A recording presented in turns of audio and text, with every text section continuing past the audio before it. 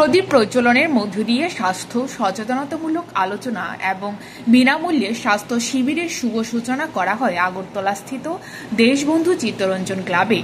সেদিনে স্বাস্থ্য সচেতনতামূলক অনুষ্ঠানে উপস্থিত ছিলেন বনমালীপুর বিধানসভার বিধায়ক গোপাল রায়, দেশবন্ধু চিত্তরঞ্জন ক্লাবের সভাপতি চিত্তরঞ্জন সাহা, আগরতলায় ক্লাব ফোরামের চেয়ারম্যান সঞ্জয় পাল, ক্লাব ফোরামের সভাপতি প্রণব সরকার, সাধারণ সম্পাদক দেবাশিস ভট্টাচার্য সহ অন্যান্যরা। ওই দিনে স্বাস্থ্য শিবিরে সকল রোগীদের বিনামূল্যে স্বাস্থ্য পরিষেবা ওষুধ প্রদান করা হয়।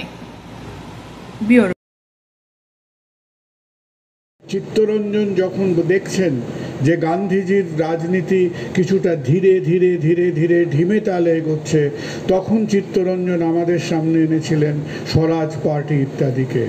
এবং চিত্তরঞ্জনের শ্রেষ্ঠ উপহার বাঙালির পাবলিক লাইফে নিশ্চয়ই জানেন যে চিত্তরঞ্জনের হাতে গড়া মানুষ হলেন নেতাজি সুভাষচন্দ্র বোস।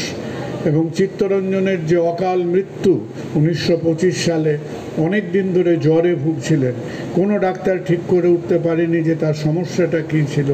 নানান জায়গায় ঘুরে টুরে অল্প বয়সে চিত্তরঞ্জন যখন মারা গেলেন, তখন ভারতীয় রাজনীতিতে বাঙালির সমাজ জীবনে বাংলার সচেতনতার মধ্যে একটা কিন্তু বিরাট অকাল বিয়োগ ঘটল।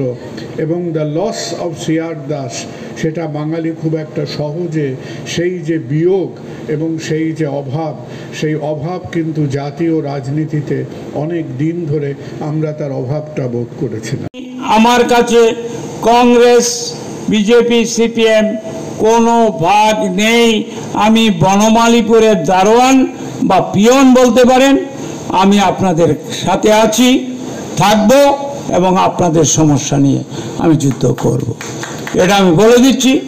Chittaranjan club, famous club in Tripura, and it is going to, আপনারা জানেন কারণ আমাদের ডক্টর সরকার